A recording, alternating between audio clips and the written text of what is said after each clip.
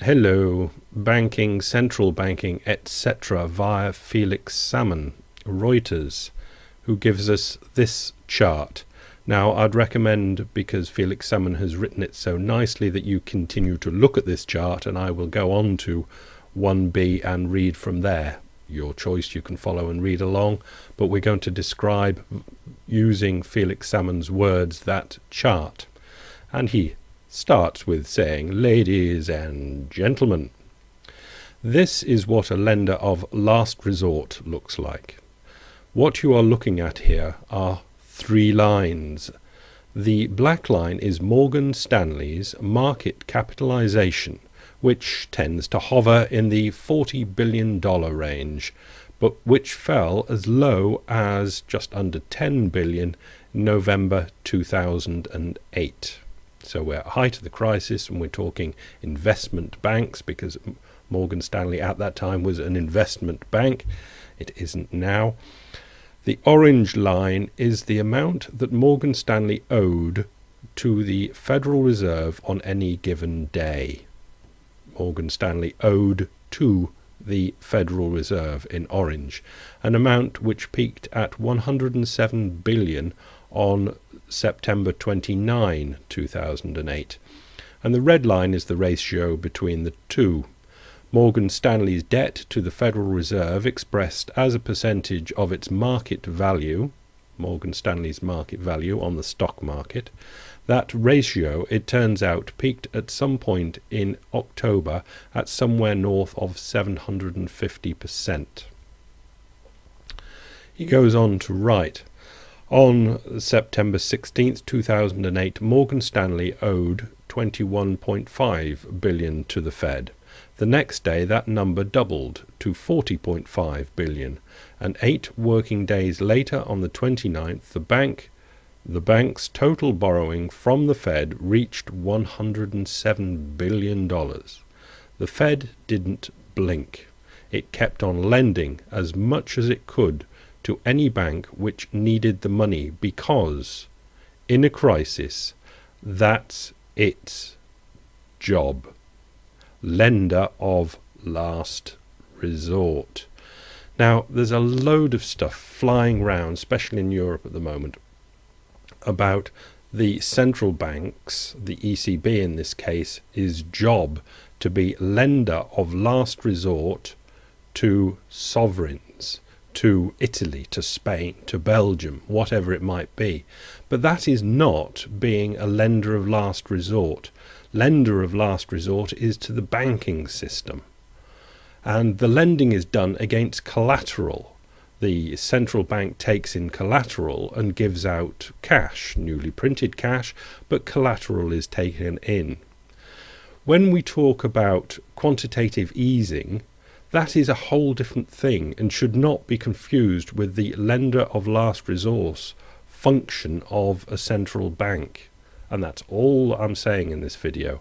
I don't know what to call the quantitative easing function of a bank, but it should not be, as it is so regularly now done, conflated with lender of last resort to banks and investment banks. It's a whole different ball game and should be given a new whole different name. And that's all I want to say. Okay, now let's go. I'll try and be a bit more helpful. Back in the day, when central banks were introduced, they weren't introduced just as a nasty thing to grab government by the balls, or whatever it might be, or whatever conspiracy theory that people have, or any ideas people have. Banking is inherently dangerous. How many times have I had to say that? Banking is inherently dangerous for reasons that I've said so many times. And exogenous shocks come upon it, and it needs a lender of last resort. It's got its money lent out long. It can't just sell a load of mortgages off and get the cash needed to pay off when there's a panic. So it gets that paper off that mortgages, gives it temporarily to the central bank, gets cash, pays off the panicking people till they stop panicking, and when they've stopped panicking, they give the cash. It's all done on central bank computers, but they give the cash back and then they get their own paper back. They will lose money on that deal because the central bank will always take collateral worth much more than the cash that they give. That is what a central bank's there for. And it saves the world on many occasions. Right. But right back in the beginning, when central banks were introduced, they said, look, we've got to do this, or we'll have banking shocks all the time. Let's say that was 1913 one for the United States, but central banks had been up and running in Europe for a long time before that.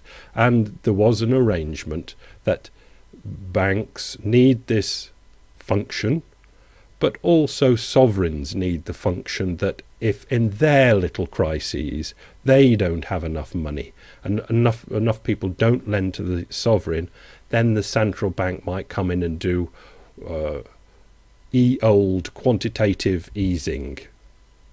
Or at a push, the central bank will bung the sovereign some money somehow, somewhere along the line. And it was a deal. You can have the charter to save your banks as long as in extremis you'll lend the sovereign that's giving you the right to do this, money in extremis, if there's a war or something like that and I need some money. And that's what we've got now. And there are two things there. There's the lender of the last resort to the banking system, and dream up some other name for lending money to the sovereign. It's a whole different ball game. That's all. And when you see it in the papers as the ECB should be the lender of last resort to sovereigns, it just niggles me, because it's just, I'm sure the people that write it are confused about what they're actually writing. They don't really understand it, I feel, because if they did, they wouldn't be using lender of last resort to sovereigns. They would have already invented some other name, or should say, the ECB should do quantitative easing and buy the bonds of the peripheral countries, or something along those lines. But it's not being a lender of last resort.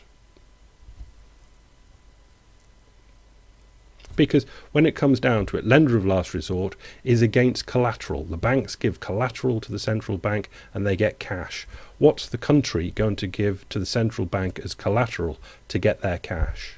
It's a different thing. That's enough. Have a good day. Bye.